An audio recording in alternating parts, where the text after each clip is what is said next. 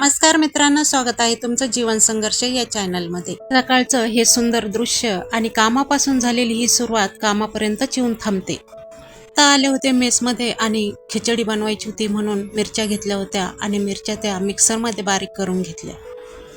मिक्सरमध्ये मिरची बारीक करून घेतल्यानंतर लगेचच एकीकडे साबुदाणा खिचडीसाठी पातेलं ठेवलं होतं आणि दुसरीकडे चहा उकळला होता, त्यात दूध टाकत होते। आता तेल गरम झालं होतं आणि त्या तेलामध्ये आता मिरची परतवायला टाकायची होती। तोपर्यंत इकडे रात्री भिजवलेला साबुदाणा मोकळा करून घेतला। खूप छान मोकळा साबुदाणा भिजला होता।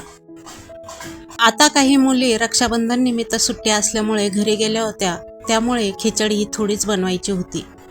मोकळा केलेला साबुदाणा पातेल्यामध्ये टाकला आणि परतवायला सुरुवात केली। मिरची आणि साबुदाणा एकदा मिक्स करून घेतला। छान मिक्स झाल्यानंतर तोपर्यंत दुसरीकडे शेंगदाण्याचा कूट काढला।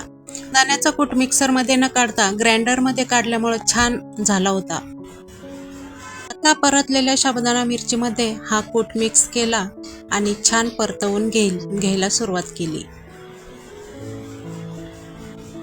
साबुदाणा आणि शेंगदाण्याचा कूट छान असा मिक्स करून घेतला। खिचडी ही थोडीच होती, त्यामुळे जास्त वेळ काही लागला नाही। छान खिचडी परतत होती आणि दुसरीकडे चहाही छान उकळलेला होता। एकीकडे ठेवले होते बटाटे सोलून, आता ते मिक्स करायचे होते। खिचडीला कलरही सुंदर आला होता आणि सुगंधही छान सुटला होता। आणि आता ही खिचडी आपली तयार झाली।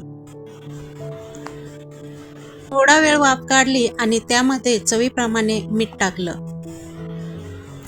अशा प्रकारे आपली मोकळी आणि लुसलुसीत खिचडी तयार झाली होती।